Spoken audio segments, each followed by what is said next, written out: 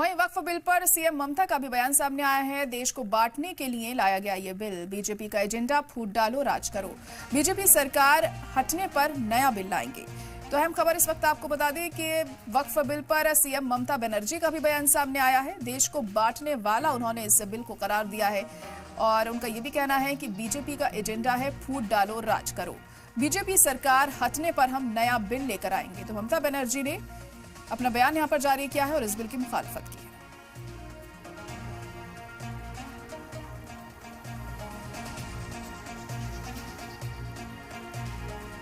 तो ममता बनर्जी का कहना था यहां पर कि बीजेपी का एजेंडा है कि फूट डालो राज करो और लगातार हम देख रहे हैं कि ऑपोजिशन लीडर्स की तरफ से तमाम बयानबाजी जारी है इस बिल को लेकर। हालांकि ये दोनों ही ऐवान में अब पास हो चुका है और अब सदर जमहूरिया के पास ये जाएगा और उसके बाद इस पर दस्तखत होंगे और ये बिल कानून बन जाएगा। लेकिन जिस तरीके से नाराजगी इसको लेकर देखने को मिल रही है, फिर बात चाहे ऑपोजिशन की कर लें या फिर मुस्लिम तंजीमों की कर लें, all India Muslim personal law board की कर लें, इसको लेकर पूरी तरह से ये लोग अड़े हुए हैं कि हम किसी भी कीमत पर यह बिल नहीं लाने देंगे और अब कोर्ट का रास्ता अपनाने की बात कही जा रही है। कोर्ट तक अगर ये बिल जाता है तो क्या ये बिल अटक सकता है, ये सवाल अभी बना हुआ है। खैर, लेकिन फिलहाल अभी दोनों ऐवान में ये बिल पास हो गया है। कल राज्यसभा में भी देर रात ये बिल पास हो गया है। 128 वोट इसके फेवर में डाले गए और 95 वोट इसके खिलाफ पड़े हैं।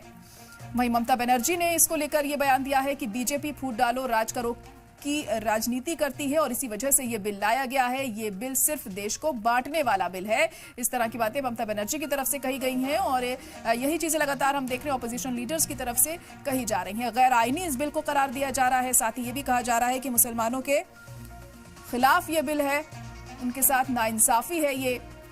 हालांकि सरकार की तरफ से तमाम दलीलें दी जा रही हैं कि इससे मुसलमानों को फायदा होगा, पसमानदा मुस्लिमों को इससे फायदा होगा, लेकिन अब सच्चाई क्या है ये वक्त के साथ साफ होगी। और सरकार की तरफ से ये भी कहा जा रहा है कि जो अपोजिशन है वो लोगों को गुमराह करने की कोशिश कर रहा है, लेकिन अपोजिशन भी अपनी बात पर अड़ा हुआ है और जब तमाम लोग इसकी मुखालफत कर रहे हैं, मुस्लिम तंजीमें हैं, all India Muslim personal law board है, वो ये कह रहा है कि यहाँ पर मुस्लिम्स के साथ नाइंसाफी की जा रही है और उनकी प्रॉपर्टी पर हक जमाने की बात हो रही है, उन्हें हड़पने की कोशिश की जा रही है इस बिल के जरिए। वहीं ममता बनर्जी ने भी यह अहम बयान यहां पर दिया है और कहा है कि देश को बांटने के लिए यह बिल लाया गया है और बीजेपी का एजेंडा है फूट डालो राज करो और वो इसी पर काम कर रही है।